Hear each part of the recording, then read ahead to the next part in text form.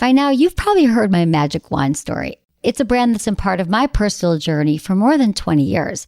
But no matter how many times I sing Magic Wand's praises, I'll never be able to fully capture the story of this incredible brand. Well, now journalist and author Kate Sloan just completed a limited audio series documenting the history and impact that Magic Wand has created over the last 56 years. It's called Making Magic. And the series chronicles Magic Wand's incredible brand story through interviews with nearly 40 experts, performers, business owners, educators, and fans. So I got a sneak preview of the series, and what I loved is that Kate weaves together snippets from all their interviews into this amazing story arc. She covers Magic Wand's journey from appliance store massager to its legendary influence on culture and sexual independence, and it's all just fascinating. The first episodes of Making Magic are available now at makingmagicseries.com or on all popular podcast platforms. Just search for Making Magic or visit makingmagicseries.com today. Thanks for listening to Sex with Emily. On today's show, I'm joined by Hannah Cranston to talk about her new podcast, Too Much to Handle. Topics include how to own your sexuality as a woman, ways to not let societal views influence how you date, mate, and live your life, how to make sure your pleasure is a priority in a relationship, and tips that will help you date more efficiently for the best results. All this and more. Thanks for listening. Look into his eyes. They're the eyes of a man obsessed by sex. Eyes that mock our sacred institutions. Bedroom eyes, they call them in a bygone day. Hey, Emily, you got a boyfriend? Because my man E here, he just got his heart broken. He thinks you're kind of cute. A girl's gotta have her standards. Oh my. Do women know about shrinkage? Isn't it common knowledge? What do you mean, like laundry? It shrinks? Can we not talk about sex so much? Are you kidding me? Oh my God, it feels so good. Being bad feels pretty good. But you know, Emily's not the kind of girl you just play with. You're listening to Sex with Emily. We're talking about sex, relationships, and everything in between. For more information, check out sexwithemily.com and all the amazing things we have going on there to help you have better sex. We love when you review us and find the show wherever you listen to podcasts. iTunes is great. That helps a lot. But also, you guys, if you haven't checked this out yet, I am right now on Monday through Friday. I have a daily show on SiriusXM from 5 to 7 p.m. Pacific, 8 to 10 Eastern on channel Stars 109. You guys, I have to tell you, it has been a dream because people, you can call in, we can talk, answer your sex relationship questions, kind of like what we do here on the call shows, but now it is literally 10 hours a week. So if you check out our site, we do have a place where you can get a free 30-day trial if you don't have SiriusXM. A lot of cars come with it now. So anyway, it's been a blast. But for many of you who have been concerned, the podcast is not going anywhere. We're still going to do the podcast.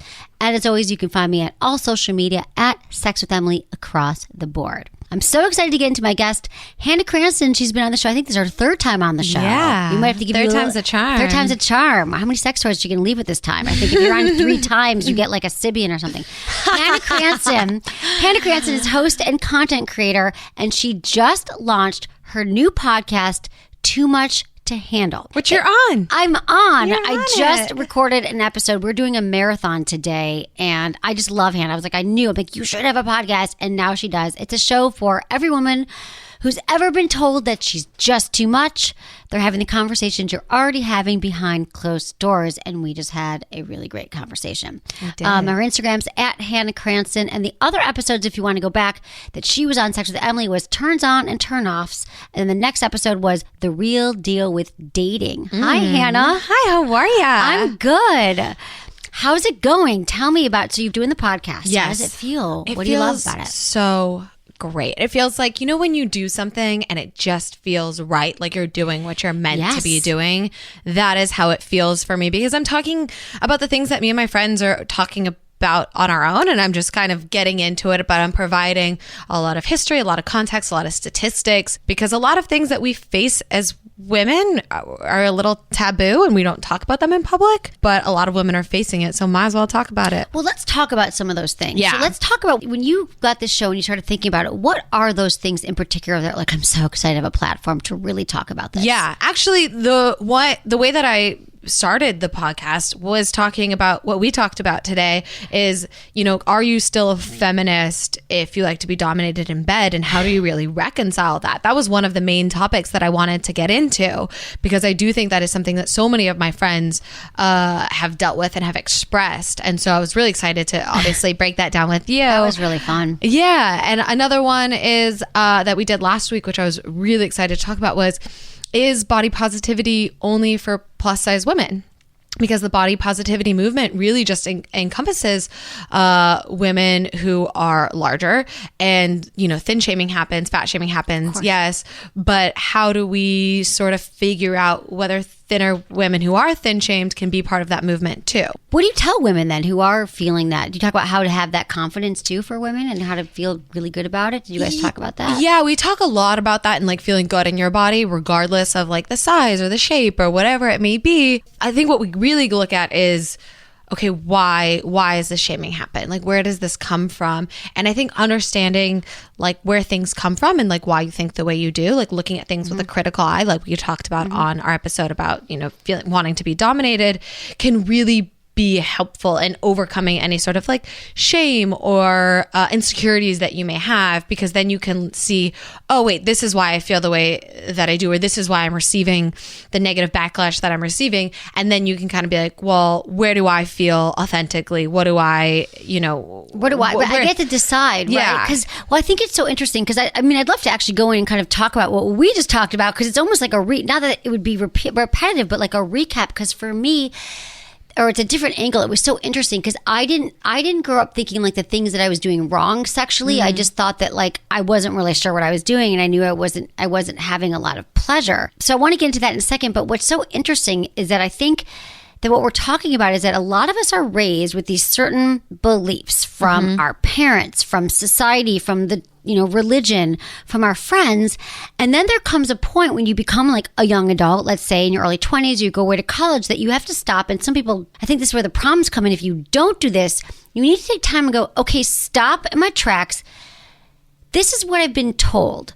What do I believe? Yeah. Like maybe my parents thought it was wrong for me to have premarital sex or to, I don't know what, to like, whatever it is, give blowjobs, like to watch porn. But we get to decide when you're adult what works for you. And that can be really like, it can be very inspiring for a lot of people to realize, oh, I have a choice. Those voices in my head are my mom's. They're not mine.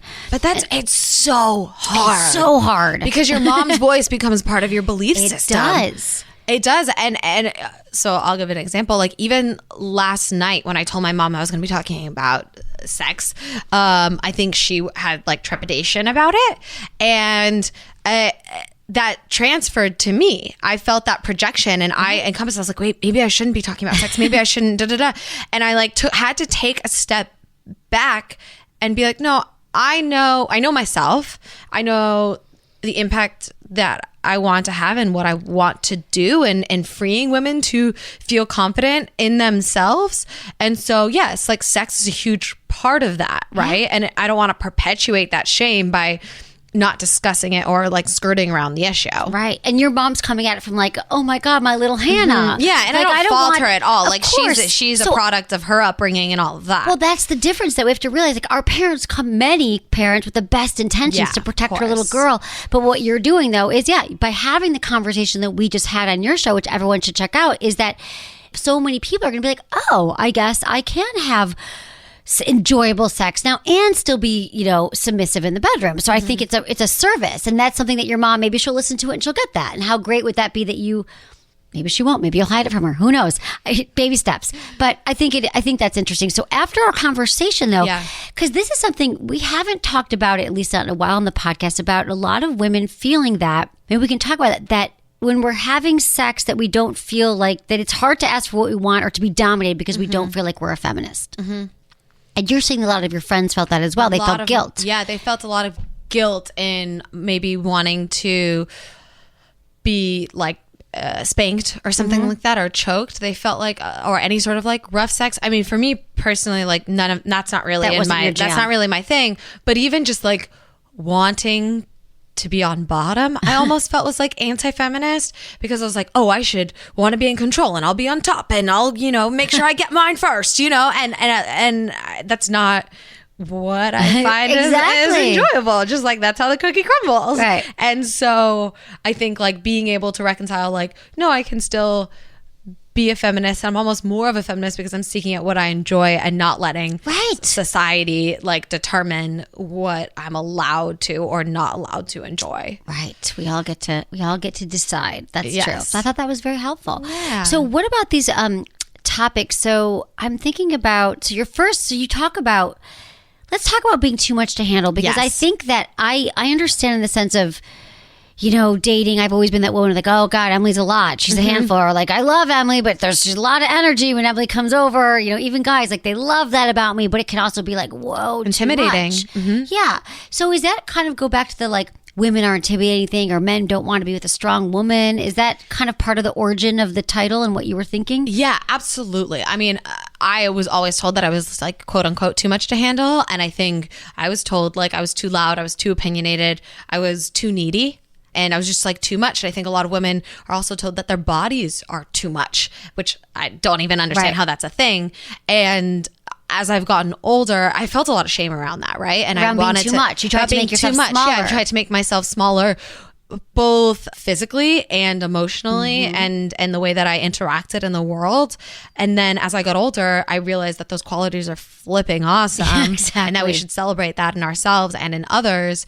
And that's kind of what the podcast is about. Like, we really get into some of the things where like my first podcast was about slutty Halloween costumes, right? Like, you can still wear a slutty Halloween costume. You can wear a slutty outfit whenever you want. And that doesn't say anything about your sexual promiscuity or your efficacy in the workplace or anything. It doesn't say anything about you except for the fact that you decided you wanted to wear a slutty Halloween costume. Right. But I think we judge women and we judge ourselves so much. Yeah. We're our worst critics. Yeah, exactly. And women infighting is a big issue too. Like, we judge each other because, we feel repressed in certain ways. And so we want to be like, if other woman looks really free or liberated, sometimes we're jealous of we're that. Jealous. And so we, get angry at each other, and it's just bullshit. I think I'm allowed to say that on your show? Of course, Okay, good. yeah. The more you step Okay, into who yeah. you are and that power. So do you feel like even by having this show that you feel like you are stepping into it? Does it feel good now? Like, you're too much to handle? It's like, it's great. Like, you feel more like you see how it's your strength. It sounds like you're saying. Yeah. 'Cause it really is. I love it so much. I'm excited to record it every week, and I like get giddy about it. And I like my poor boyfriend, because we were like driving in the car. We were on a road trip this past weekend, and I was like, did you know? Let me just tell you about this statistic about like feminism and this like human sexuality and da-da-da-da-da. Like, I just get so excited about it because it's not as mainstream to talk about these things. Right. And it does feel like so liberating to get it out and be like, okay, no, like, F this. I'm going to talk about things that we're like, quote unquote, not supposed to talk about. Right. But that so many women are thinking about. Exactly. Well, I think that you give them through this and through what we both do is that we're giving women permission to take up space, because I think that women do try to be small. We in every space we don't take the space up that we need to because we feel bad. We're pleasers. We feel like our needs come last, and that we're so concerned what other people think. And so once you get to that place where you're like, I can still take up space, be strong, be smart, and be powerful, and still have concern for others. Like, I don't have to be a total bitch and be steamrolling everyone. I can still be a woman who has a lot of power, a lot of influence, and takes up a hell lot of space and still spread a lot more love. Like, I just feel like the more you get into yourself as a woman, the more like it helps the world. So what kind of feedback have you been getting from your show so far? The feedback's been really great. I mean, my favorite thing in the entire world is when teenage girls message me and DM me that I've like informed their feminist ideology. Like, I could just die a happy woman. Like, that is all I need in life. But some of the feedback actually has been from men saying that like, conversations around feminism can be really intimidating and they can be really excluding towards men.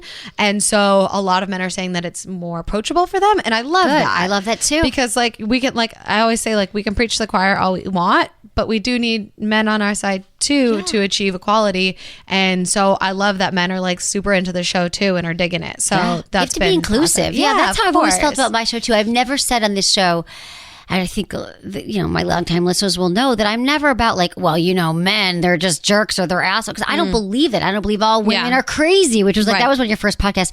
None of that's true. And so I'd be like, the more inclusive we are, because there's so much hate out there and there's so much judgments we all do to ourselves and others, that the more we can try to find these unifying factors to bring people together. So I love that it's feminist, but it's, it's for men and for women. So I think that's and for gender non-binary.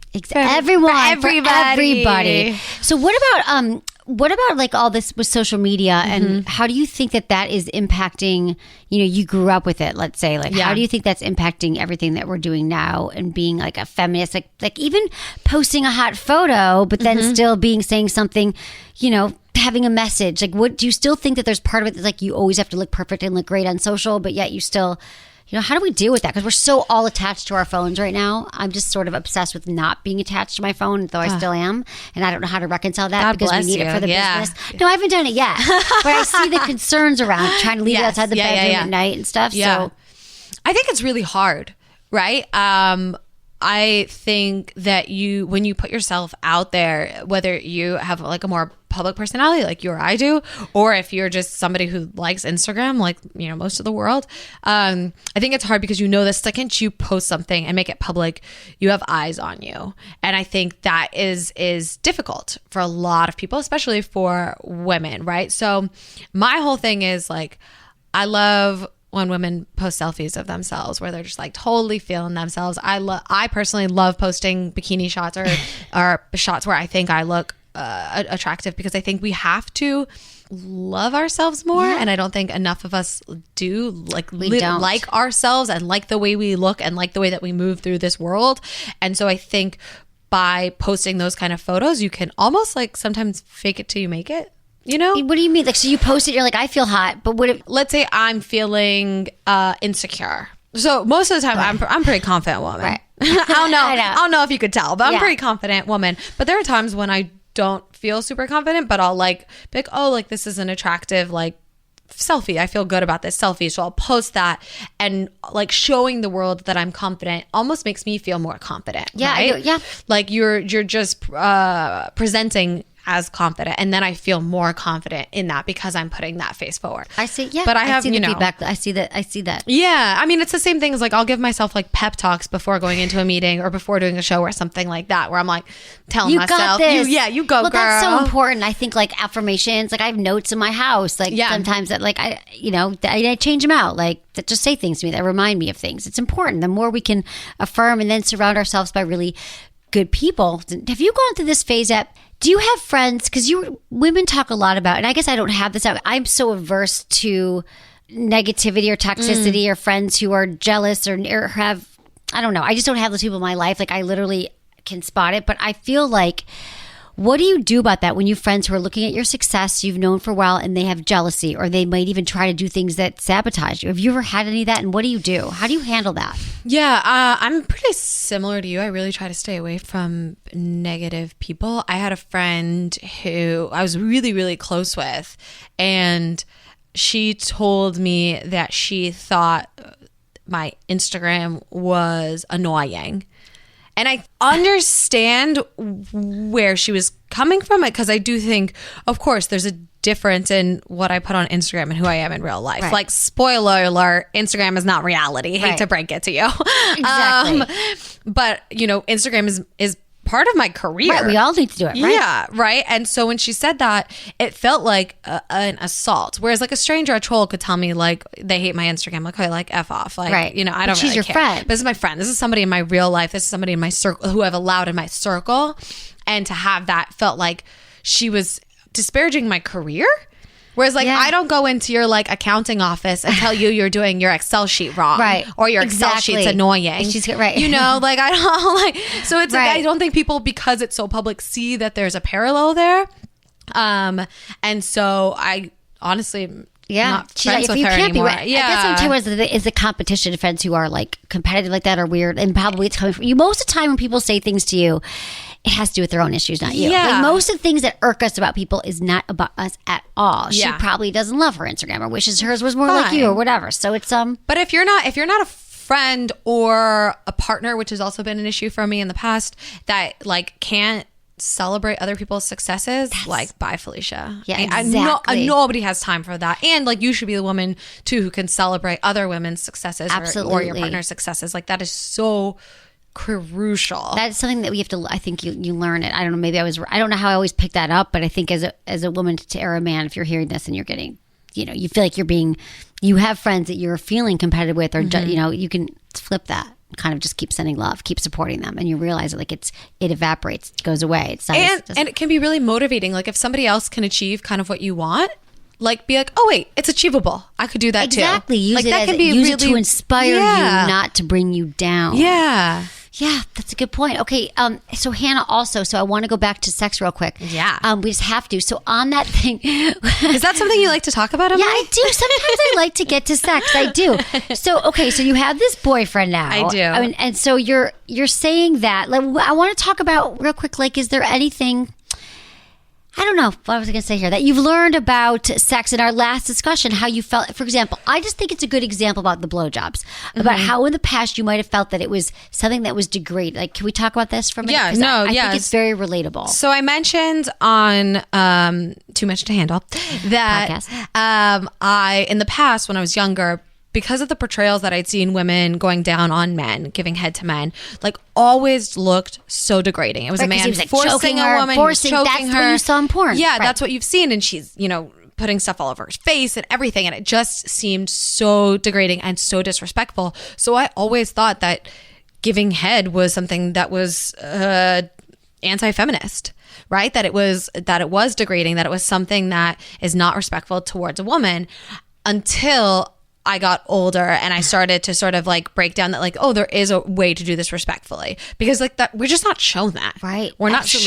shown like a woman being into it. Right. No. Well, I guess in the porn that you saw growing up. Yeah. We talked about how you grew up just seeing it, and you're right. And that's such a good.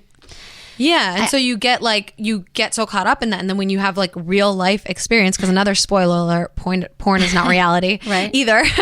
But when you get older and you start having real experiences and you love somebody, you want them to have pleasure, and you want them to enjoy themselves, and you can find, like, I've found my own enjoyment in doing that. Yeah. Now I've made such a switch, because it's like, oh, like, I'm doing something that is giving my partner pleasure, and that is in itself pleasurable. Exactly. That's what relationships are about, right? Yeah. You're sick, you bring them chicken soup. Like, you want to take care of them. And this is a very nurturing thing.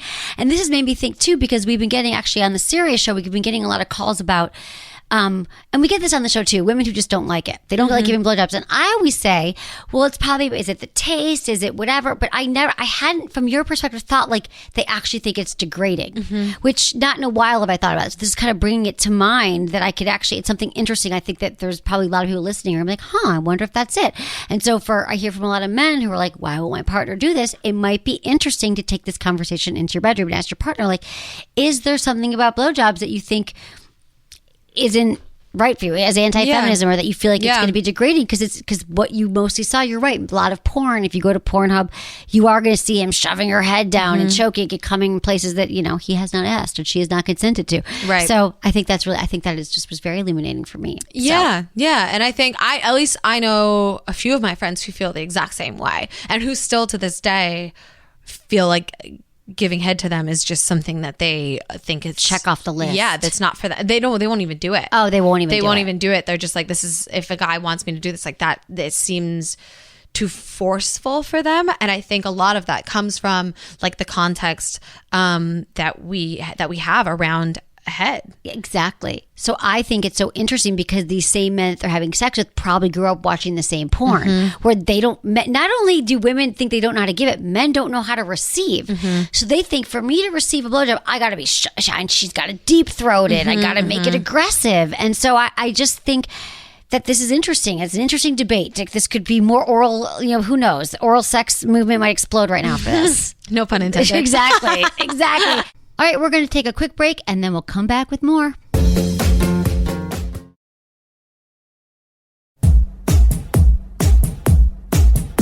Here's my question for you, Hannah. Bring it to me. Okay, so you talk about women being too much. What do you think about this? Because I often heard this when I was single and dating. And I never believe this. People are like, oh, he's probably our guy's intimidated by you, or they're probably really intimidated by your, not just because of the sex thing. I get that. I get that. But you probably got that as well. Like, you're, successful and beautiful and smart. And what do you think that's do you call BS in that too? That a guy, or maybe a guy is, but he's not your man? Like, what's your position on that? Yeah, I think a lot of the times that stems from insecurity.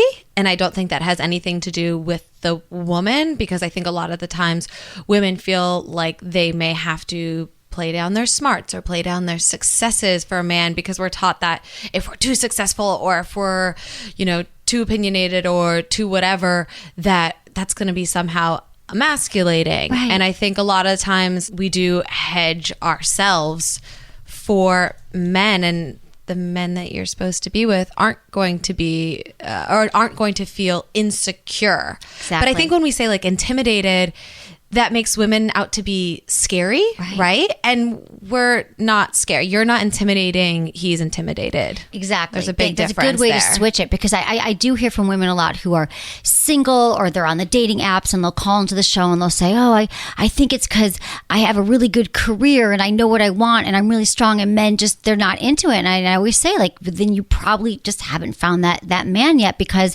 I think that women have a history of trying to make ourselves smaller, and like what your podcast, not taking up too much space, and that really want to encourage women just to keep being you, and you are going to find that person. I think it's important for women who are like super alpha, like I am and like you are, to also show that, like, I'm also vulnerable. You want to show all of it. So it's okay to have feelings and emotions. You can still be tough and strong and be a woman in the world, but to also show, like, your heart. And it's okay to show what you want. And that's a practice. Yeah, absolutely. And I think it's really important for couples to remember, both, women and men and gender non-binary, that when you are in a partnership, wins and successes are team wins and successes. It's not like the other person's success somehow detracts from your own success, right? It's a team win. Like, when you succeed, I succeed. Exactly. And we can celebrate that with each other and flourish in that, rather than have it be like a power dynamic or some sort of any sort of contention, competition that comes up. Yeah, I think that can happen with a lot of couples, the jealousy and the competition. And I feel like, and even in friendships, like, if you could kind of look at it, if I win, you're winning. Like, if you're in a loving relationship, to support your partner in their successes and their failures, that's what love is. That's how you have the true intimate relationship. So Hannah, when I saw you last months ago, you didn't have a boyfriend. I know. And now you do. I do. And you seem really happy. I am very happy. And I want to say, you met him on an app? We did. We met on an app. I was on the dating app. I mean, we've talked about this before. We've talked about it on your podcast, the dating app world, and how it can be really, disheartening, because you keep going on these dates, and sometimes you go on a lot of bad dates and you get discouraged, and it's hard out there. I know. So it is hard out there. So first of all, what kept you going, and what have you learned, from the apps? Like, what are some good tips you could share? Yeah. I hate this phrase, but it is a numbers game. It is. And I know that sucks to hear, because that means going on a lot of bad dates sometimes. But it is about putting yourself out there. I guess that's a better way to say it, right? Putting yourself out there. And even if you have a bad date, or even if you face rejection or something like that, still going on another date, because there is somebody out there that you are going to click with and have something really special with. It just might take a little bit more time, and maintaining that patience is something that you really have to practice. Yeah. So I would say patience, but also efficiency. I think that's a big one, because I think for me, like, I don't want to waste my time, and I don't want to waste somebody else's time. And so figuring out if that person's going to be a good match for you is really important. I asked my current partner on the first date, I was like, are you a feminist? Like, tell me about your thoughts. Like, I want to know your political beliefs, because those are things that matter to me. Now, that doesn't matter for everybody, and that's not a priority for everybody. But we had that discussion. We had the discussion about, like, if we both wanted kids and marriage really early on. Good. Really early. Because I don't want to waste his time. I don't want to waste my time. I know what I want out of a partner. I would know what I want out of life. I know where my priorities are. And so being efficient and covering my bases for the things that are really important to me, I think is also a good tip, because I think a lot of women feel like if they bring up something that's important to them, or if they bring up marriage, or if they bring up kids and expressing that they want those things, they're worried they're going to be perceived as quote unquote crazy or too needy. And the right person for you isn't going to think that. Exactly. I've been told I was all of those things in previous relationships, and my partner now is like, no, I don't think that about you. Like, I don't think you're high maintenance or any of those other things that you've heard before. And so that's how you know that it's a good fit. You didn't have to change who you are for a guy to fall in love with you. Yes. You were full on Hannah Cranston, and he fell in love with you, all of it. Yeah. So I think that that's such a good tip, because why should we mess around? Like, being efficient, if you know you want kids and you know your religion's important to you, or you work all the time and you're workaholic, but you only have time on the weekend, whatever it is, bring it up as early as you can, because why date someone 5 times? Like, those are 5 nights of your life you will never get back. If you could have found on the first date they don't want kids and you do, or there's, but you're out if that's a deal breaker for you. Right. And knowing yourself, right? Yeah. Knowing yourself, knowing what's important for you, knowing what sort of things that you really want out of a relationship is also really important. And getting in tune with yourself and being confident in yourself, I think, is another really great tip that we forget, because it's all about like the other person. Like, yes, do they want to date me? It's like, no, wait, do I want to date them? Like, exactly. how do I feel in my body and in my brain? Yeah, like, you're interviewing them as much as, and again, women being pleasers sometimes, we're like, I just want every guy I go out with to really like me, and then I'll decide if I like them. And I love hot dogs. Yeah. And I'm into casual sex. Like, great if that's you, but don't like fake it to make it. Yeah, I think the more real, the more authentic we are, the more we show our true selves, that's going to get you more what you want a lot quicker. So what about just the act of, and I did some of the apps for a while, and I did get overwhelmed with the messaging and getting back to people. And I mean, did you have like a good hack for that, or a good system for keeping track, or just things that you learned, like what not to do's and don'ts of the apps? No, I ghosted a lot of people. Sorry. I apologize to all of you out there. No, it is hard. It's super overwhelming. I think there are some apps that like consolidate the number of matches they give you, and I think that was really helpful for me, because it's like, oh, it'll give you 3 in a day or 10 in a day or whatever it is, and then you're done. So like, it's a little bit, oh, I like that. Yeah, it's more like efficient, I guess. I guess that's a common theme, and so I think that's really helpful. Or giving yourself an allotment of time, because you could sit and swipe. I mean, it turns into a game. You could sit and swipe for hours, and so I think like giving yourself a boundary for how long you want to be on the app is really important. Yeah. But honestly, my current boyfriend, when we started talking on the app, he was so engaging with the conversation. Like, he was telling me a lot about himself and what he was doing and asking so many questions. And so for me, I wasn't going to let the conversation fizzle because it was so engaging. Right. You ghost on the guys who are like, what's up? Yeah. You're like, we match, but give me something here. Yeah. Like how are you doing? Oh, I'm really hungover. Okay. Like, cool. Yeah. Like, ask me something or tell me something a little bit more that I can work off. Like, right. I'm pretty good at talking to people. It's kind of my job. Hannah's a good talker. Hannah's a good talker that, you want to engage. Yeah. I think that is all. If you're single too, I feel like a lot of people are like, well, I'm never doing the apps, or I'm never doing, it's like, if you really want to find someone and you're not on the apps and you're not trying different things that you say you'll never do, you're probably not going to find someone. I think if you're single, and you don't have to do the apps then, but just do something, make a step every day towards finding someone. It's like you're looking for a job. Tell everybody you know that you're single. Like, let your friends know, let your people you run into at a party. Do you know anyone? It's like, make it part, do something different. Say yes to those weird Facebook invites that you get from people that you don't really know. Right. But you might meet someone. Like, there are single people everywhere. You have to work at love and getting a relationship and maintaining a relationship just like you would work at anything. It's like going to the gym. It's like going to work. It is about putting in the time and effort. And I think so many people are so, especially when it comes to dating apps, and especially when it comes to older people, they're so concerned with the story that they're going to tell, right? Like, nobody wants to say like, oh, we met on a dating app. Like, oh, we'll come up with like, oh, we met at Whole Foods or something. We met at a bar. We met, whatever it is. And I'll tell you, like, I was sort of in that camp. Like, I was like, oh, I don't really want to meet a partner on a dating app.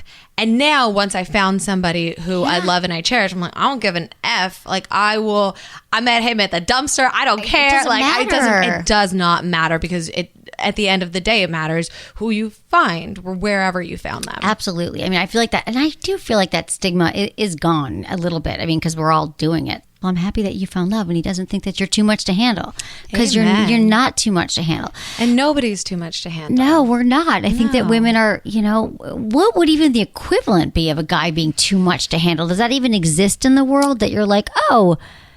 So we did this episode on my podcast about women who are called crazy. And it was really interesting because red flags what men consider to be red flags for a woman to be crazy are like, oh, she cries over stupid things. She talks about kids, she's too emotional, whatever it may be. Right.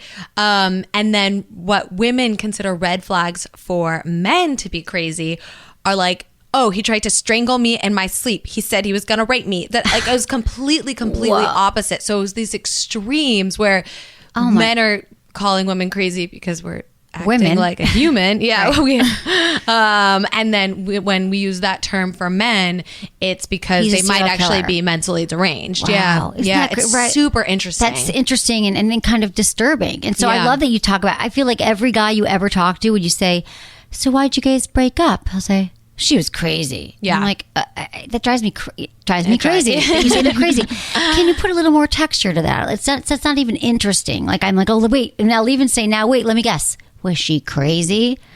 Yeah. Like, oh, well, I mean, I just feel like it's a cop-out, too. It is. It's a total cop-out because it's a lot easier to say, like, she was crazy versus, oh, she had legitimate concerns about my communication skills and I was unable to deliver. Right. Exactly. Like, that's a little bit harder. It's a little, wordier. Right. Exactly. Yeah. But I would love everyone, men, and not saying only men. Women do it, too. But I think we all could learn to communicate around all these things. I think we learned so much from every single relationship. Even if we got out of them, I think it's nothing to be ashamed of. And I think it's good to understand why a relationship ended and then have an articulate story about that. If I'm going out with a guy and he says, oh, my ex, she was crazy, I get concerned. I'm like, well, what really happened? So I think to have some people break up and they don't take their part in it because it's 50-50. There's two in every, even if your partner did something, not if he strangled you in the middle of the night, like that's deranged. Yeah. But usually you're with someone, it takes two to tango. So we all have our part in it. So I just think it's, better to talk more intelligently about why things ended and, Yeah, you learn so much about what you want in a future partner, but you also learn about yourself. And I think taking the time to figure out, okay, how can I be a better partner and how can I be my best self within a relationship is really important reflection to, take the time to do as well.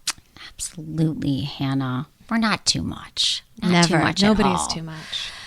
Hannah Cranston, I have to ask you, before you go, I have 5 quickie questions for you. Let's do it. That we ask all of our listeners. Let's have a quickie. Okay. Hannah Cranston, what's your biggest turn on? Humor. Biggest deal breaker? Cat person. Ideal first date. Your ideal first date. Something like arcade, like something interactive and competitive. Fun. Sexiest body part to you? Forearms. Ooh, number 1 dating tip? Be honest. Oh, I love this.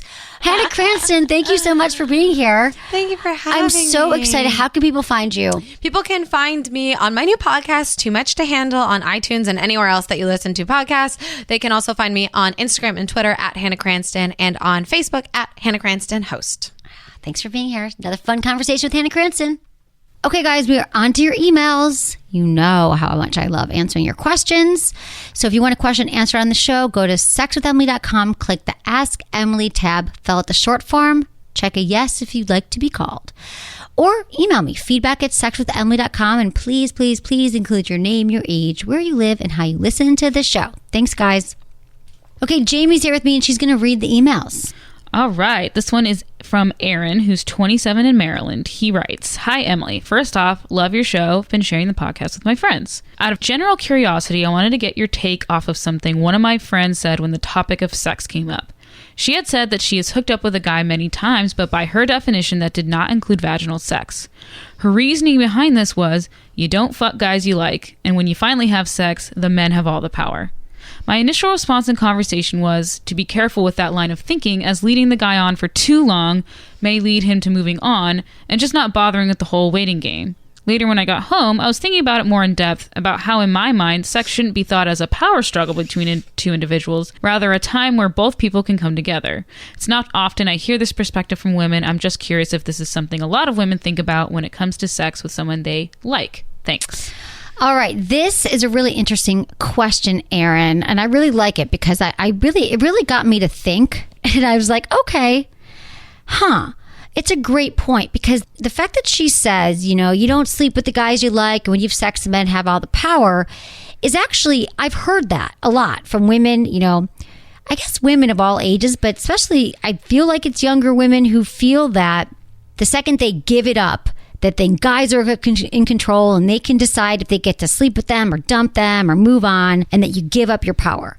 So yes, I believe that women do think that way, but I hope that many people are listening to this show realize that that is just a really not helpful way to think about sex. And then your response, though, was, well, leading the guy on for too long may lead him to moving on. And so why are you playing? So it's all about game playing is what we're talking about here, because I also think that women worry, well, I want to wait longer, but what if he leaves me? And then some women sleep with guys too quickly because they're afraid the guy won't like them. And so the whole challenge here is what our beliefs around sex is, that we have to play some kind of game with someone and not really lead with our true hearts and minds and feelings about what actually feels right in the moment with each partner. We all have different views on sex. So I think that her way of thinking is common, but I'm hoping will become outdated with, realizing that men and women have equal power, that sex should not be seen as a power struggle, and that we should sleep with people that we want to sleep with, and that we should sleep with people that we feel safe with. I mean, I always say I'm never going to give you a number like wait 3 dates, wait 3 months. But what I will tell you is that it's best to wait to sleep with someone until you feel like you can trust them and that you know them well enough to feel like this is a good decision. So I think when sex goes wrong is when we play games like, oh, I have to wait 3 months because, if I do this, then this. That doesn't work. We never know how anyone else is thinking in a relationship. Everyone's different. Like, I think that when we're true to ourselves and we have honest and open communication with someone, which is what I'm all about, that if you're in a situation with someone and you're like, oh, I want to sleep with them, but I'm not going to or you're thinking that they're waiting too long, talk about these things. You can say, I'm not comfortable. What she could rather say with the guy, your friend, for example, if she's dating someone and she likes a guy, she could just wait and see, like, you know what? I'm going to wait on the sex. I'm not feeling like, this is something I want to have sex with someone that I feel like I have a connection with, like a real connection, and I'm just not ready for it yet. Like, I think that the more that we're really honest with people and take out all the game playing, that you're going to easily be able to weed out the people that you actually want to be with, because not everybody believes in playing these games. Like I said, it's common that women believe this way. I talk to young women. I have a friend's daughter who's 19, and she's always like, oh yeah, guys have the power. I'm like, no, you don't realize that we all have power. And I think, again, antiquated way of thinking. I remember thinking in college too, if I sleep with a guy, he's going to think that he got something from me and then he's in charge. That is a familiar way of thinking, but I think, again, it's antiquated, and I know that it's, not a true way of thinking. So I think that if I could impart anything to everyone, is that make decisions on your own and have honest communication before you sleep with someone. And I can also tell you that for women, a lot of women, that feeling that you're with a partner that you can trust and when you feel safe is when you have the best, most pleasurable, most connected sex, which is what I think we all want. Cool. Thank you, Erin. Okay. This one is from Sarah, who's 26 in Idaho. She writes, "Hi, Emily. My boyfriend and I have been dating for about 1.5 years, and recently our sex life has been almost non-existent. He's voiced his frustration with this a few times, as he even said that his confidence has taken a hit because I constantly turn him down for sex. The truth is, I've become extremely resentful towards him for not prioritizing my pleasure. A session usually lasts between 3 to 5 minutes in one position with very little foreplay.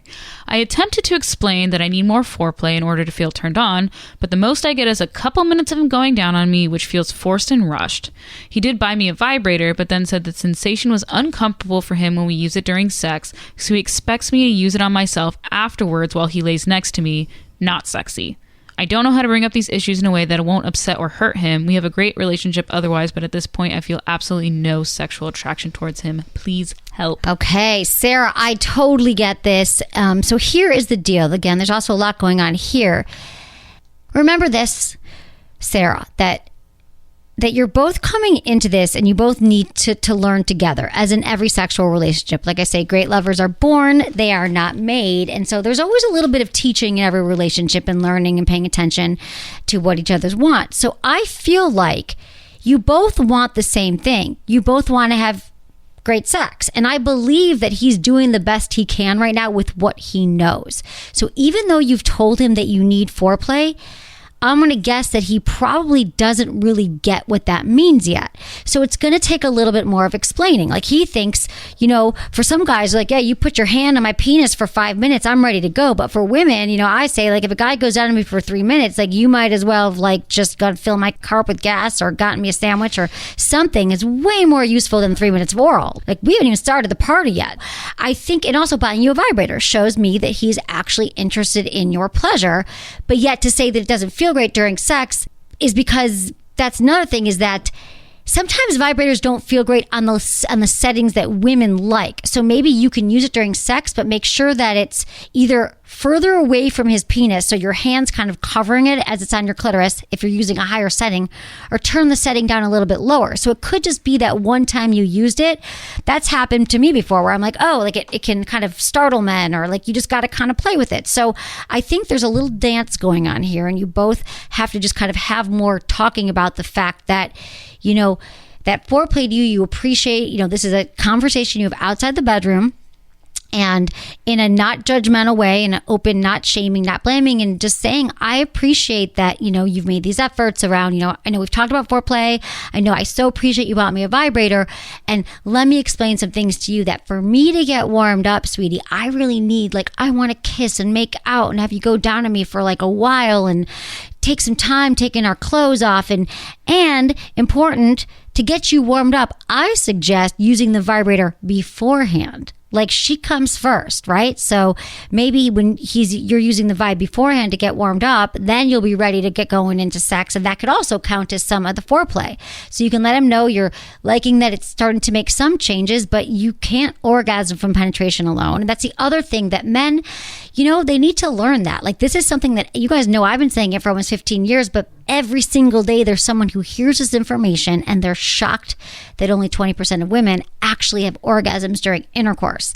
So, and of those women, not every time. So it just sounds like it has to be a little bit of like slowing down, really thoughtful, honest conversations where you guys are working on it together. So it's not a he said, she said, but together you're like looking forward to the next time you have sex, because he's now getting what you want and he's not going to feel like, rejected anymore. And you can let him know that the reason you're turning him down is you never want to make him feel that you're not into him, but you're not getting your needs met. And again, as much as you can affirm him, because when we feel on the defensive, we get attack mode. If we ever feel bad, and he's even going to feel inferior right now, because he's not going to realize that he actually possibly couldn't know this at this point, because, no one's teaching this in school.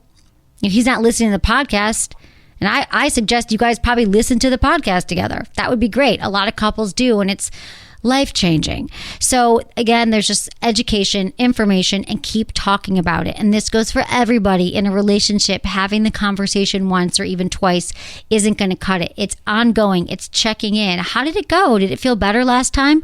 I mean, I think that people believe that talking about sex takes all the thrill out of it, but I think it becomes fun, like talking about sports. So yeah, babe, when you went down to me, it felt amazing and I was really close. And then next time, blah, blah, and it becomes hot. It doesn't have to be in bed.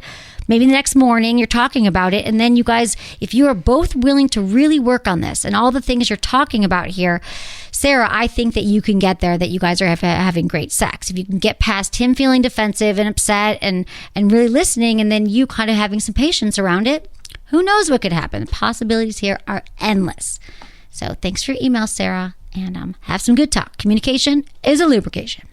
All right, everyone. Hope you enjoy the show. Love having our returning guest, Hannah Cranston, on the show. Thanks for your emails and just everyone for supporting the show. And to my amazing team, Ken, Sarah, producer, Jamie, and Michael. Was it good for you? Email me, feedback@sexwithemily.com.